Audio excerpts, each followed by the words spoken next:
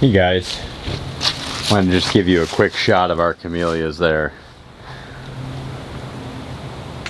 Here on the farm, they're beautiful. So today, welcome you back to the Enlightened Logger channel.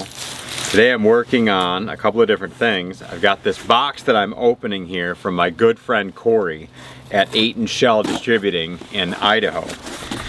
He sent me this box a while back and I've been really hesitant to open it because I wanted to make sure I could set it up right. I'm going to put the link down below on how you can get a hold of them. It's shell.amsoilshop.com. But like I said, I'm going to put that link down below for you. He's got a Facebook page as well. And there's got a lot of followers, a lot of great pictures you could see. They do a lot of ATV shows and stuff out there in Idaho, and I'm telling you what, they're just picturesque, absolutely awesome. But he asked me a while back, he goes, hey, what do you think about trying something? I said, absolutely, what do you got? He goes, I'm going to send you a care package, let me know what you think. So I said, all right. So in this box, there are a couple of different products. First thing we've got the Amsoil bar and chain oil, awesome. I don't typically use a lot of bar and chain oil just because I've been using waste motor oil for such a long time and had good results with it. But hey, if my buddy Cory says it's awesome, I'm in. I'll try it. We got this guy here. We got 2-stroke mixing oil. We use synthetic at the shop, Amsoil as well, so I know how good it is. Rich typically mixes it, I think, close to 80-1. It's such an awesome oil, and when you watch his breakdowns of his motors, Richard Flagg, I've talked about him before on the show, on the channel. This Amsoil stuff is just awesome. It works really well. There's very, very little carbon buildup.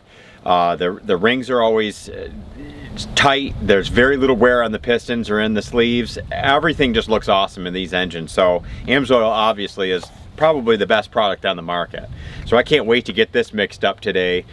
I went and got a new 5-gallon jug of gas, non-ethanol here, just so I could mix this stuff up today. And I've got some projects I'm working on here at the farm. Got a couple things we're going to be plugging away at. And then he also sent me this Miracle Wash, which is a cleaner for the saws. I've never used it personally, don't know much about it, but I'm definitely willing to try, because I'll tell you what, as you guys probably well know and see in my videos, most of my stuff is usually pretty filthy. I don't really take a lot of time to clean it other than, you know, normal maintenance and cleaning the filters. The rest of it is just like my theory on motorcycles. They're meant to be ridden and go out and break bugs. So I like to use my stuff.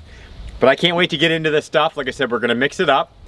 Show you guys a little bit of that, and then this morning we're going to be plugging away at a little bit of firewood, just enough to get blocked ahead for the kids to do some splitting, because I sold another load or two. And then on the other side of the building here, I'm going to show you another project we're going to be working on here. So I appreciate you stopping by.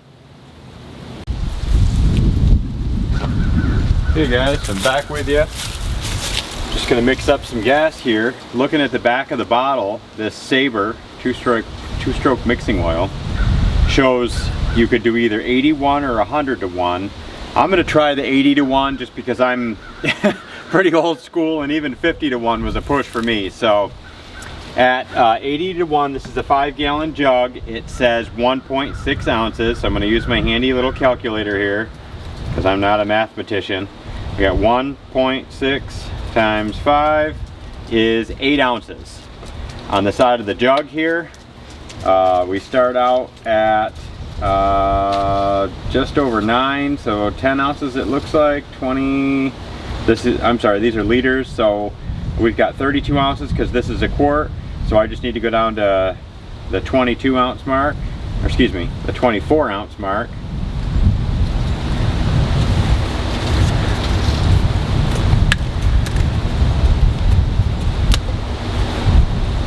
Yep, smells like oil.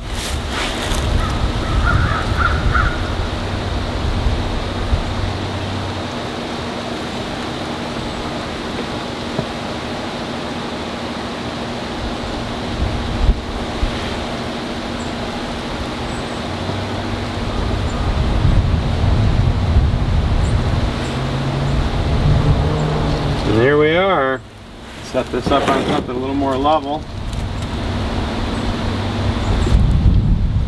24 ounces. So I'm going to mix it up real good and then put it in my my little jug there. I typically like to put it in the gas can first before I get gas. That way it mixes as it fills. But unfortunately the time that I had this morning just wouldn't really allow that.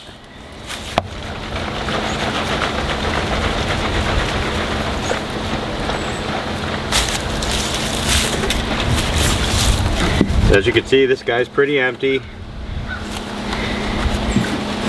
I'm going to be running all Amsoil from here on out. My buddy Cory's taking care of me.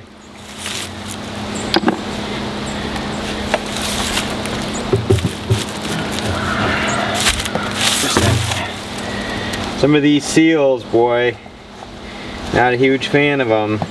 They don't take long to go bad.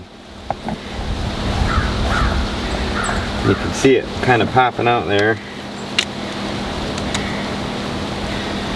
Not a big fan of these safety jugs or whatever the heck they're called.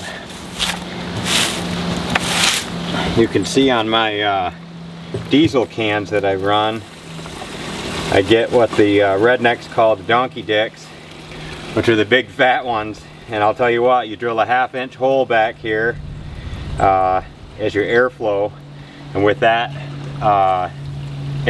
oversized spout, I'm not kidding you, you can empty one of these in about, I think I counted 28 seconds.